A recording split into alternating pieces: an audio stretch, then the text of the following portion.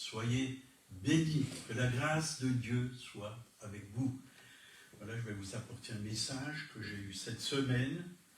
Donc, le titre de ce message est « Tel il est, tel nous sommes dans ce monde ».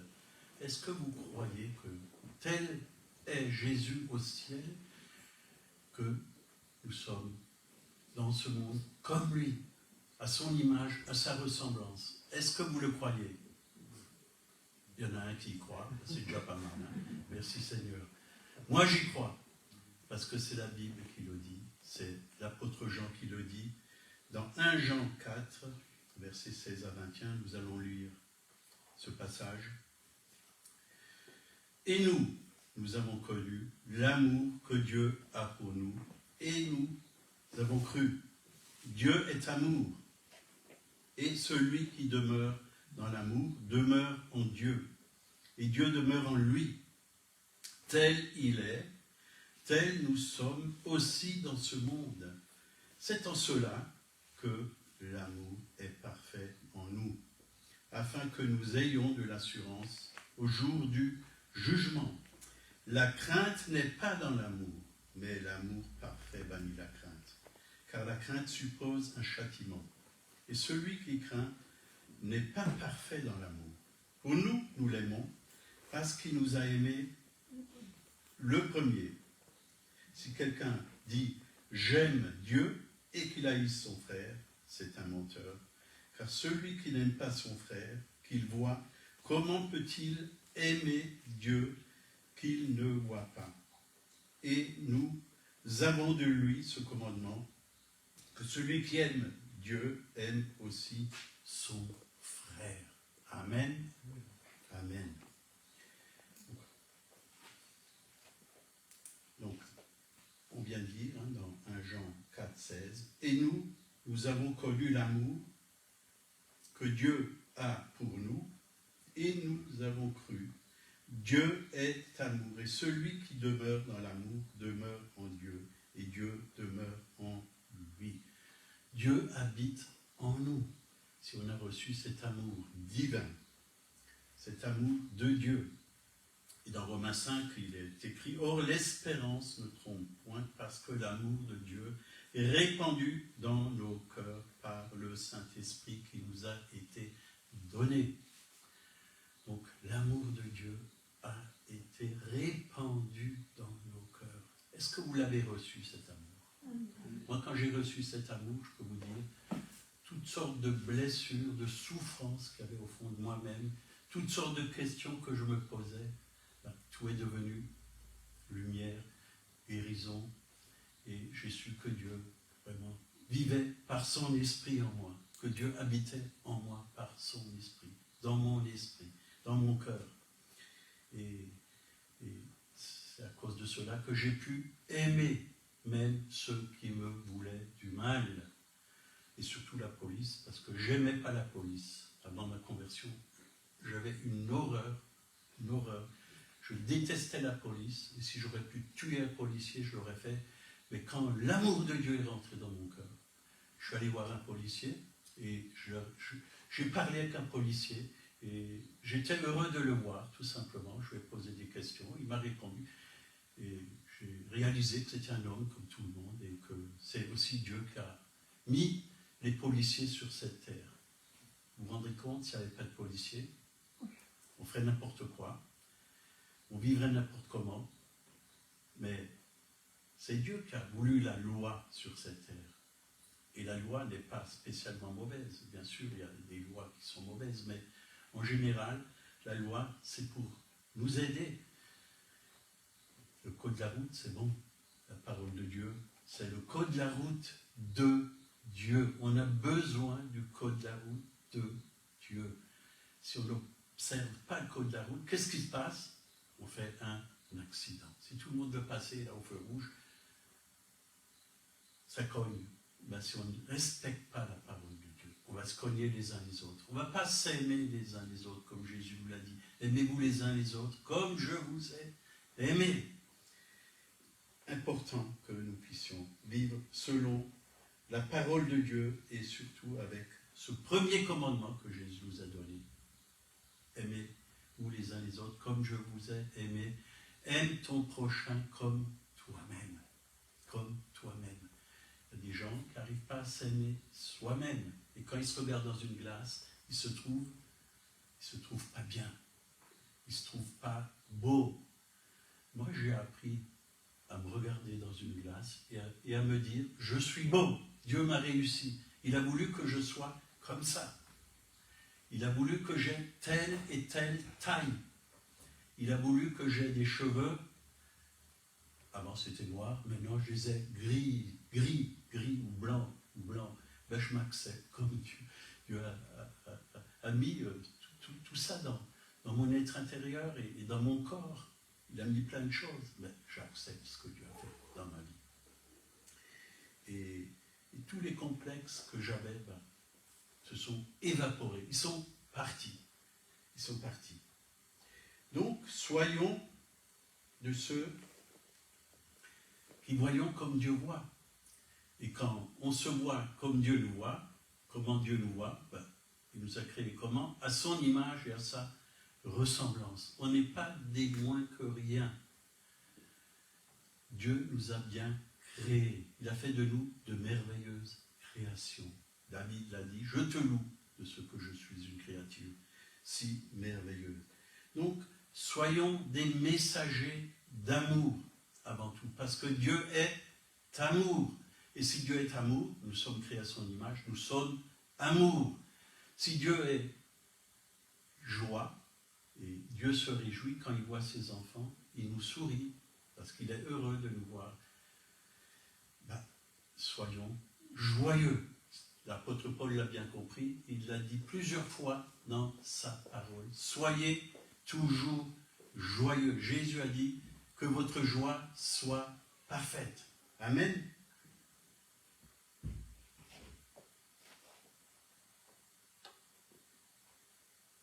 Hébreux, chapitre 12, versets 6 à 11.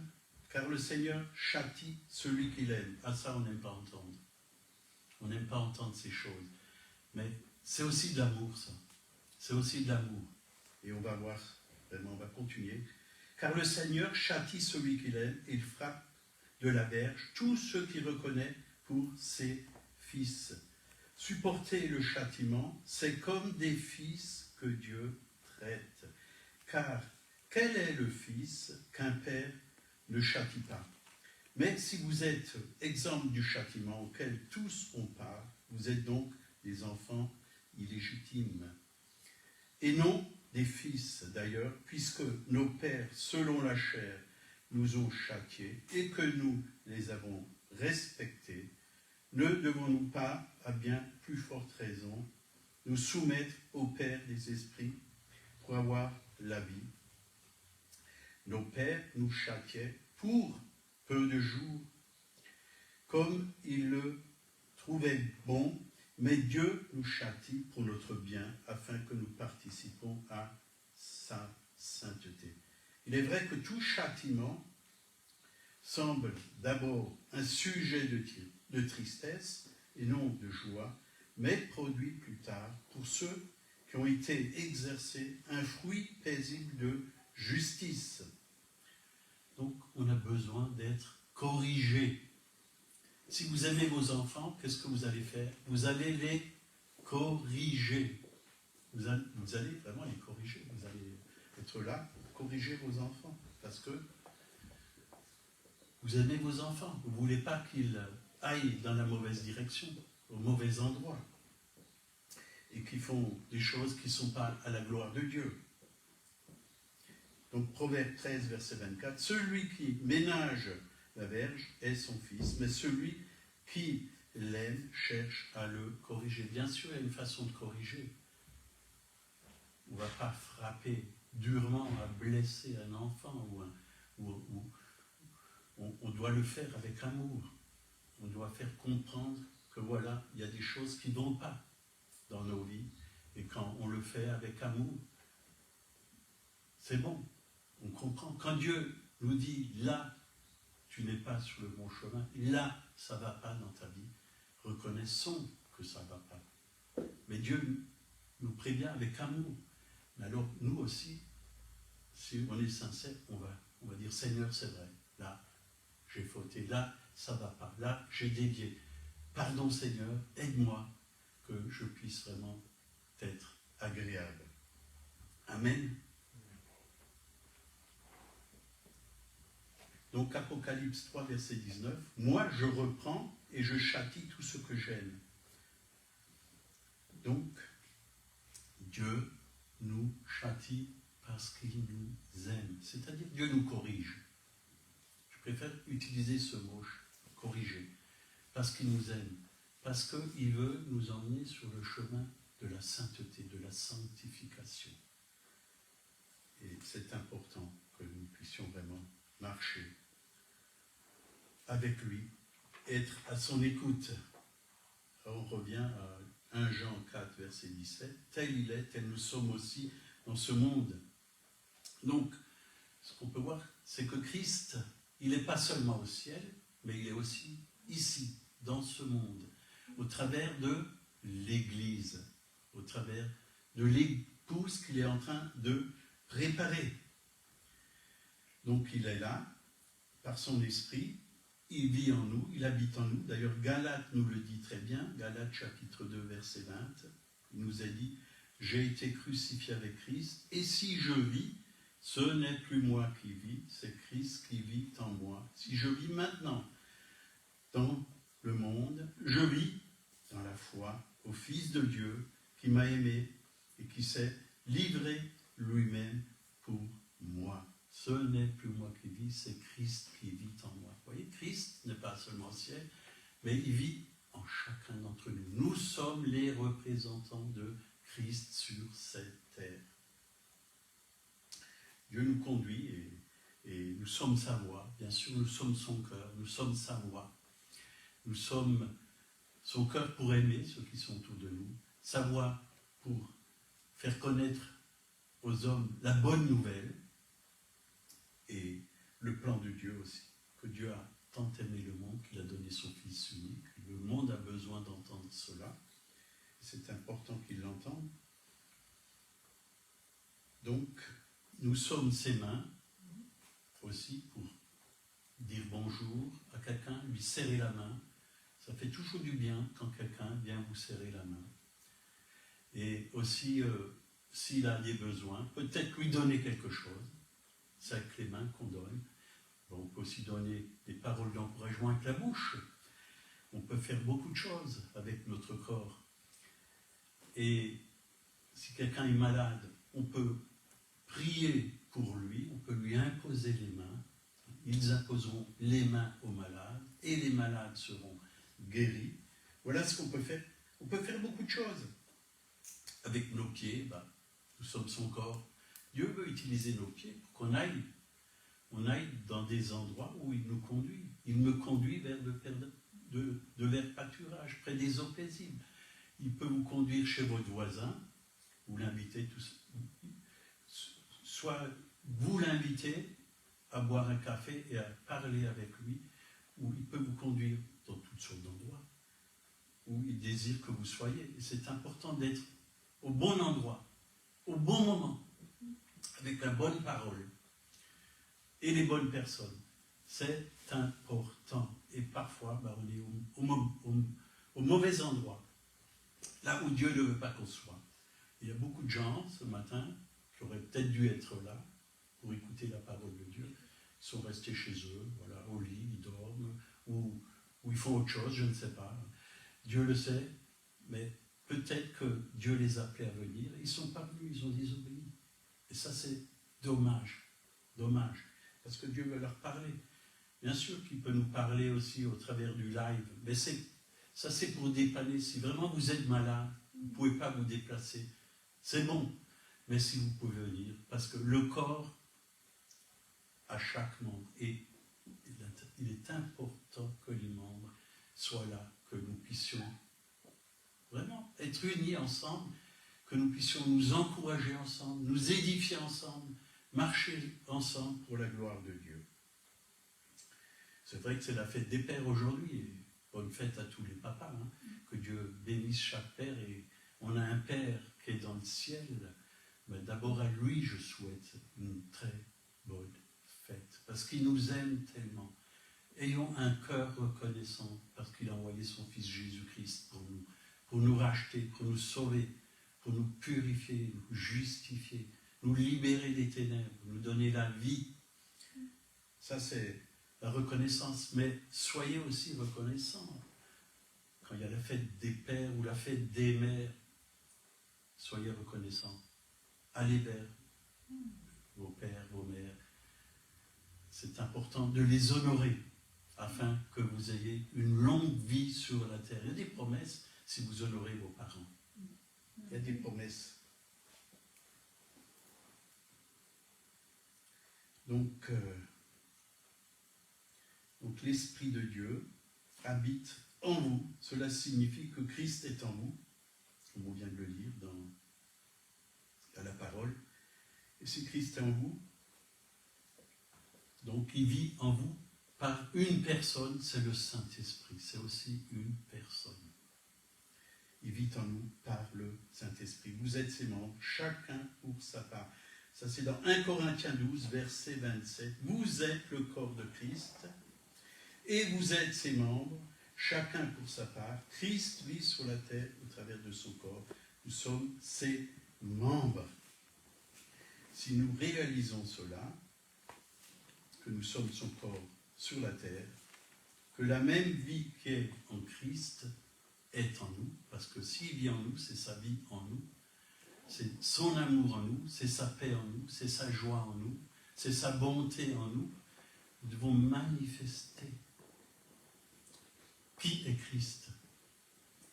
Manifester Christ sur la terre. Il y a un chant qui dit « Te ressembler, Jésus, c'est mon espoir suprême. Penser, agir, aimer toujours plus comme toi. » Et si on laisse le Saint-Esprit vraiment mettre en nous le fruit du Saint-Esprit, comme il est dit dans Galates 5, 22, mais le fruit de l'Esprit, c'est l'amour, la joie, la paix, la patience, la bonté, la bénignité, la fidélité, la douceur, la tempérance. La loi n'est pas contre ces choses. Avoir le caractère de Christ dans ce monde. Comment les gens vont savoir que Christ vit en nous si on ne manifeste pas ce caractère de Christ? Comment on va vraiment les toucher? Ils vont voir qu'il y a quelque chose de plus en nous. Peut-être qu'ils n'ont pas, parce qu'ils n'ont pas le Christ encore. Ils vont voir qu'il y a un amour qui n'est pas seulement humain, mais qui est divin, qui vient directement d'en haut. Ils vont voir une lumière qui est céleste, qui n'est pas seulement de cette terre, au travers de nous.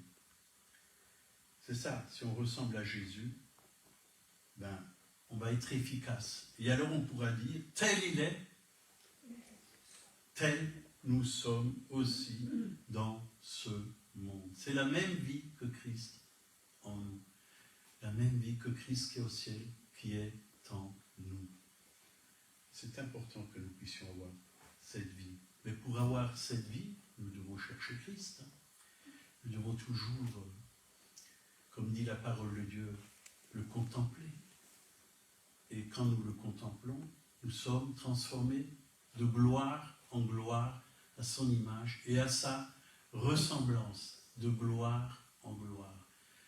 Donc, c'est-à-dire qu'il y a une gloire qui est toujours plus élevée, de gloire en gloire. Il y a un progrès, il y a une maturité que Dieu nous donne en son Fils Jésus.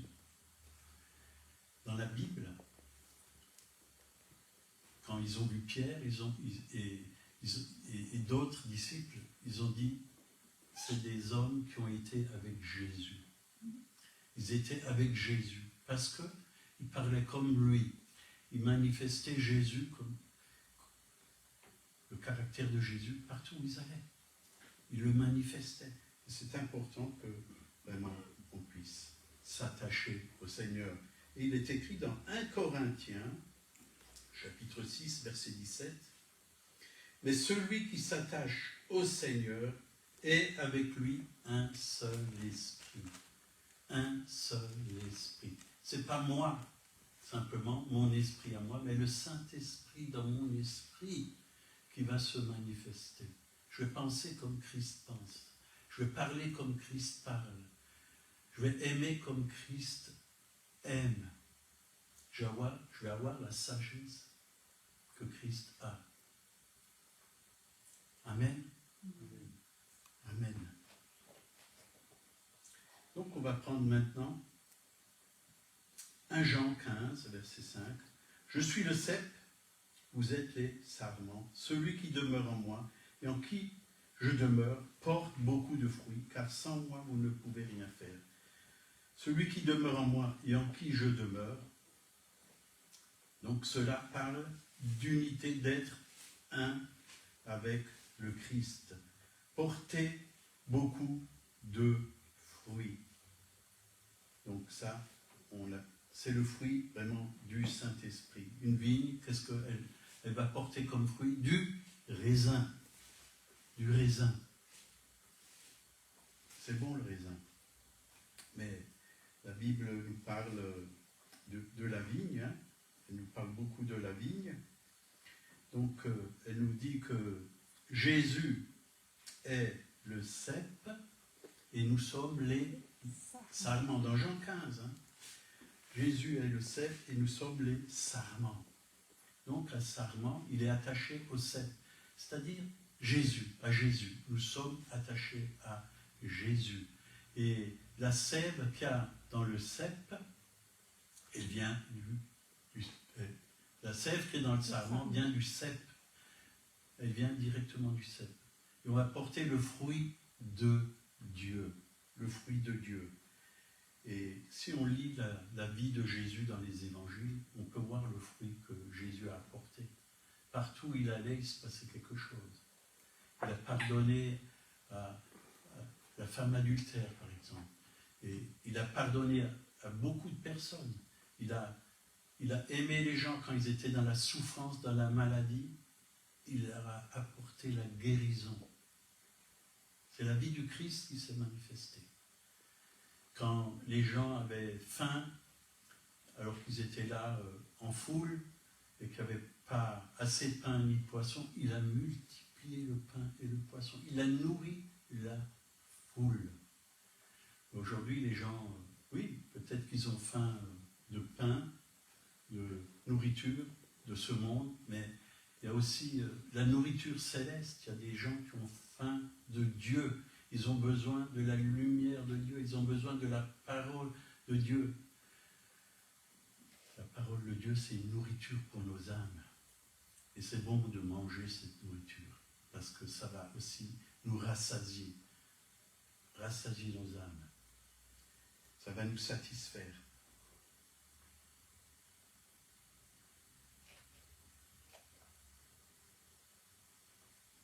Donc, c'est important, parce que le cep et le sarment, ça représente la vigne. La vigne, elle est un avec le cep et le sarment, ils sont un, ils sont unis. Important d'être unis, unis. Donc, dès que nous sommes nés nouveaux, donc on a été greffés à Christ, à la vigne. Et c'est ça aussi la nouvelle création en Christ. Greffé à la vigne. Jésus est la tête de l'Église. C'est-à-dire attaché, le corps est attaché à la tête. À la tête. Vous voyez. Et de la tête coule sur le corps la vie du Christ. La bonté de Christ.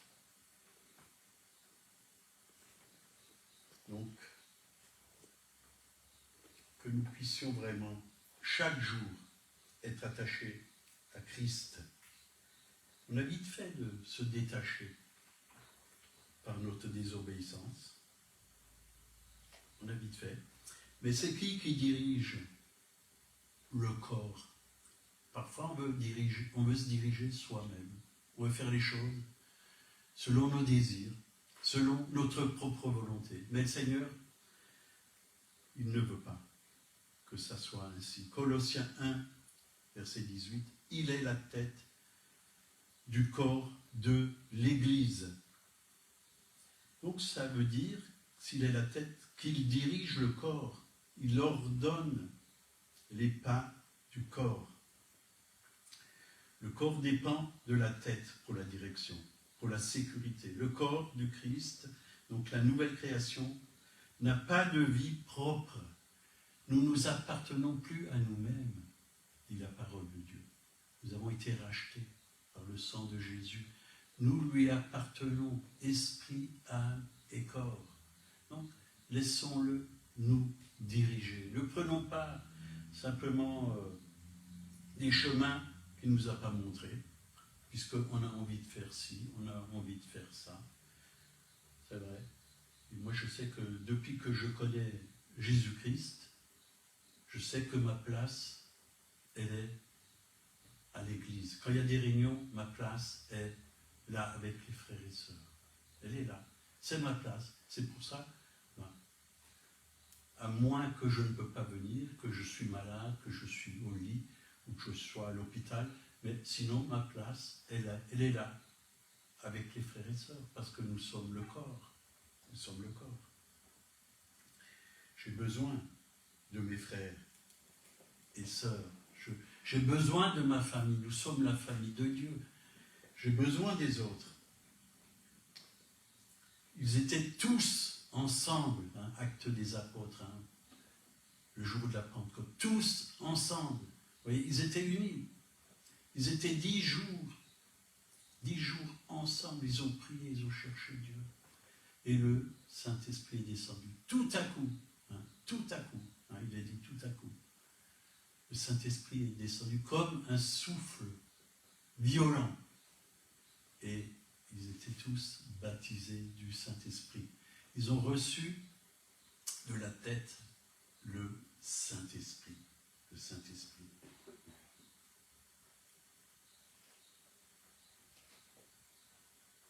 Donc 1 Jean 4, 17 à 21. Tel il est, tel nous sommes aussi dans ce monde.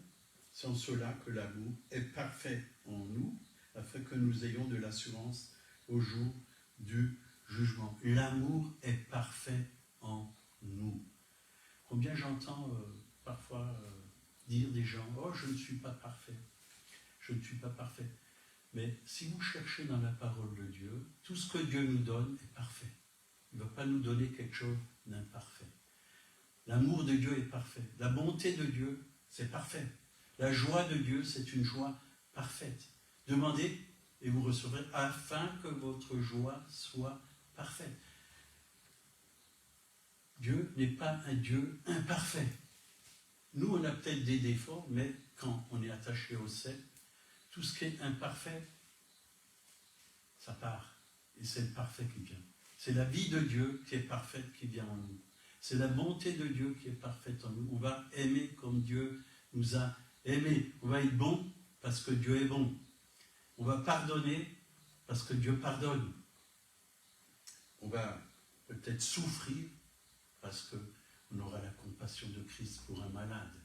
On sentira la souffrance des autres dans nos entrailles pour qu'on puisse vraiment aller vers les autres et être compatissant, prier pour eux, les aimer et être un seul cœur avec eux. Souffre avec ceux qui souffrent. L'apôtre Paul a dit à Timothée, souffre comme un bon soldat de Jésus-Christ. Souffre avec moi comme un bon soldat de Jésus-Christ. Ça ne veut pas dire que dans la vie chrétienne, il n'y aura plus de souffrance. Il n'y aura plus de souffrance. Il y aura des souffrances. Romains 5, donc ça c'est le Saint-Esprit qui est répandu dans notre cœur. Mais tel Père, tel Fils. Vous avez déjà entendu cela? Tel Père, tel Fils. On a un Père parfait. Qu'on puisse manifester la perfection de Dieu. Dernièrement, quelqu'un est venu, c'était hier. Et la personne qui est venue hier matin m'a dit, mais est-ce qu'un chrétien, il peut arriver à la perfection? Est-ce qu'il peut vivre sans péché? Alors, je lui ai répondu, oui, petit à petit, on peut se débarrasser de toutes sortes de péchés. Et Jésus, qu'est-ce qu'il a dit? Soyez parfaits comme votre Père céleste est parfait. Ça, c'est le chemin de la sanctification. Je crois qu'il y a un chemin qui nous conduit vers la maturité. Le mot mature, c'est aussi parfait, perfection. Vous voyez? Que Dieu puisse nous conduire à la maturité. Que nous ne puissions pas être toujours des enfants, emportés par toutes sortes de vents de doctrine. Et c'est vrai que Dieu veut, dès le début, quand on accepte Christ, il veut nous garder dans le salut. Mais restons dans ce chemin du salut. Parce qu'on peut aussi perdre notre salut. Et ça, beaucoup n'y croient pas. Et je peux vous dire que j'ai vu des gens qui ont perdu leur salut. Ils se sont détournés totalement de Dieu. Ils étaient bouillants pour Dieu, ils gagnaient des âmes. Puis du coup, voilà, ils se sont convertis à Bouddha. Et c'est devenu des bouddhistes. Et je connais quelqu'un ici, dans la région, qui est comme ça. Et maintenant, Dieu, ça ne l'intéresse plus. Jésus, ça ne l'intéresse plus. La Bible, ça ne l'intéresse plus. On peut perdre le salut. Et si on blasphème contre le Saint-Esprit, on peut perdre aussi beaucoup de choses. Ça ne sera pas pardonné, le blasphème contre le Saint-Esprit. Hier, on parlait d'Ananias et de Saphira, donc, qui a menti au Saint-Esprit, qui a menti à Dieu. Et d'abord Ananias, il est mort. 3 heures après, c'est son épouse qui est morte. C'est un jugement de Dieu. Mais si on reste dans l'amour, on ne sera pas jugé.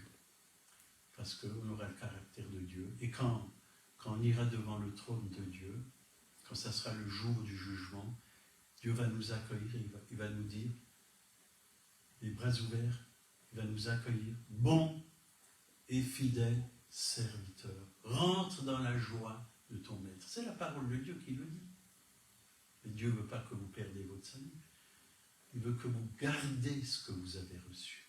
Garde le bon dépôt, dit la parole de Dieu. Paul à Timothée a dit, garde le bon dépôt.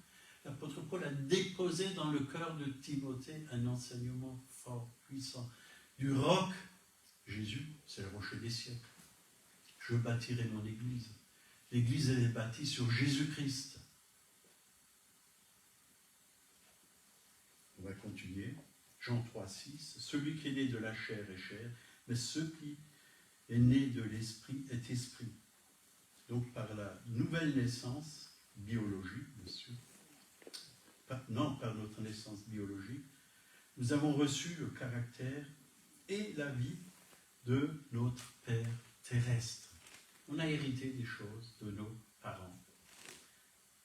Et parfois, il y a des enfants, ils ressemblent totalement à leur père.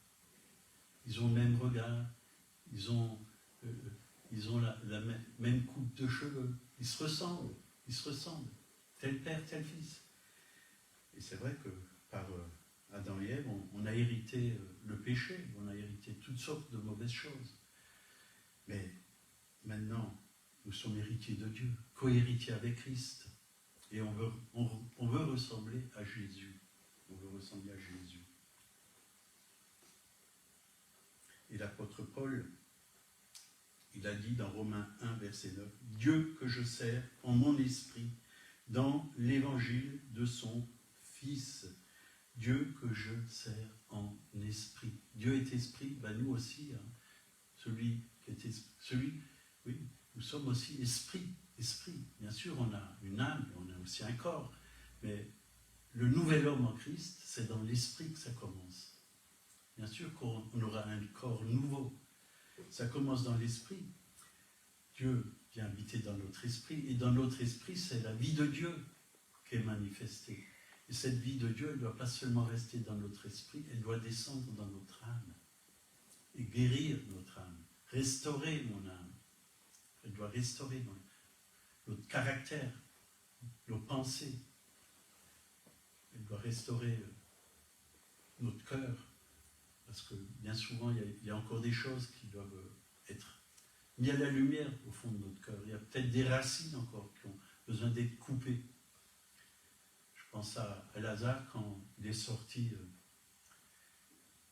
la tombe, quand Jésus a dit à Lazare, Lazare sort, il est sorti, il est écrit, et le mort sortit. Mais il était vivant, il n'était plus mort, il est sorti, mais il avait quoi? Des bandelettes. Des bandelettes. Quand on est de nouveau, il faut couper des choses qui ne sont pas à la gloire de Dieu. Et parfois, ça ne se fait pas tout de suite. Moi, j'aime bien quand quelqu'un passe par les eaux du baptême, couper, même avant qu'il passe par les eaux du baptême, couper les liens, couper l'hérédité des parents, des grands-parents, des ancêtres, pour que la personne soit libre et qu'elle puisse être attachée à Christ, mort avec Christ, ressuscité avec Christ, assis avec Christ dans les lieux célestes, être un avec Christ. Ça, c'est la volonté de Dieu. Donc, bien sûr que nous servons Dieu avec notre esprit. L'esprit lui-même rend témoignage à mon esprit, vous voyez, que je suis enfant de Dieu. L'esprit parle à notre esprit chaque jour. Laissons-nous guider par l'esprit, par le Saint-Esprit, si on veut ressembler à Jésus. Jean 3, verset 1. 3 Jean, plutôt, chapitre 1, verset 2. Bien-aimé, je souhaite que tu prospères à tout égard et que tu sois en bonne santé comme prospère l'état de ton âme. Prenons soin aussi de l'âme, de notre âme. Bien souvent, on prend trop soin de nos corps. Bien sûr, il faut en prendre soin. Il y en a qui vont tellement prendre soin de leur corps qu'ils vont faire la chirurgie esthétique. Ils veulent changer. Ils ont peut-être un nez qu'ils n'aiment pas. Alors ils veulent changer. Ils se font opérer.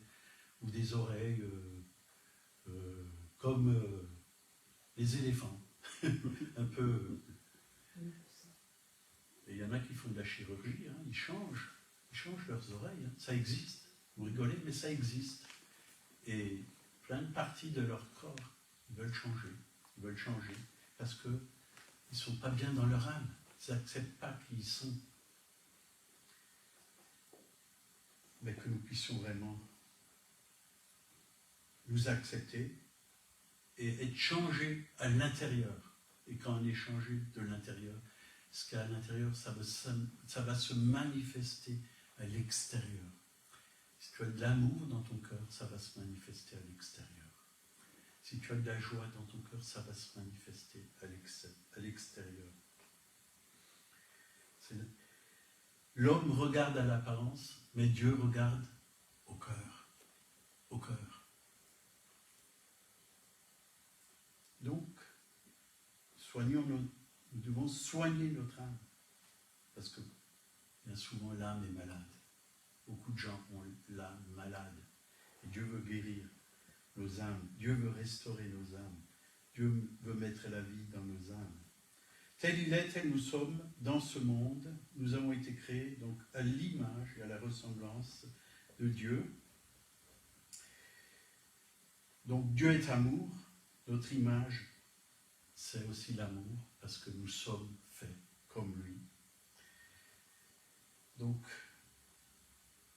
la crainte n'est pas dans l'amour, mais l'amour parfait bannit la crainte. Si on est dans l'amour, ça va repousser la crainte. On n'a pas peur, parce qu'on sait que Dieu est avec nous. On sait que Dieu est notre Père. On sait que Dieu prend soin de nous. On sait que Dieu nous protège. On sait que Dieu nous aide. On sait que Dieu va nous conduire sur le bon chemin. Il est le bon berger. La crainte n'est pas dans l'amour. D'ailleurs, il est écrit combien de fois dans la Bible, ne crains pas pour tous les jours, pour tout le temps. On n'a pas à craindre. Dieu pourvoit à tous nos besoins selon sa richesse avec gloire en Jésus-Christ. À tous nos besoin. Moi, j'ai souligné le mot tout. Tout, tout. Et plusieurs fois, j'ai souligné le mot tout parce que c'est pas que dans ce verset le mot tout. Je puis tout par celui qui me fortifie. Il y a plein de tout dans la Bible et on a besoin vraiment de lui faire totalement confiance, être des hommes, des femmes qui font confiance à Dieu. Que notre vie puisse être en ordre chaque jour, et que Dieu soit glorifié au travers de nos vies. Alors on va prier. Seigneur, merci pour ta parole. Nous désirons être un avec toi, parce que tu le dis que nous sommes un en Christ. Ta parole est en nous, nous sommes dans ta parole. Christ vit en nous, nous vivons en lui. Nous sommes un seul esprit avec lui. C'est ta parole qui le dit, Seigneur. Tu es la tête, nous sommes le corps, nous sommes un. Tu es la vigne, nous sommes les sarments. Oui, tu es le cep, nous sommes les sarments. La même vie qui est en toi coule en nous, Seigneur. Et nous voulons apporter cette vie autour de nous, Seigneur. Ouais. Là où il y a la mort, là où il y a le péché, là où il y a la maladie, là où il y a la tristesse, là où il y a les ténèbres, Seigneur, nous voulons apporter cette vie. Tu es venu, oui, pour détruire les œuvres du diable. Tu veux nous utiliser pour détruire les œuvres du diable. Merci, Seigneur, parce que tu es avec nous. C'est bon de savoir que tu nous aimes, Seigneur, d'un amour parfait, que ton amour est parfait en nous. Nous pouvons nous aimer aussi parfaitement comme toi, tu nous as aimés, Seigneur. Tu nous as aimés parfaitement. Nous pouvons aimer nos frères et sœurs parfaitement. Au nom de Jésus. Amen. Amen et Amen. Soyez bénis.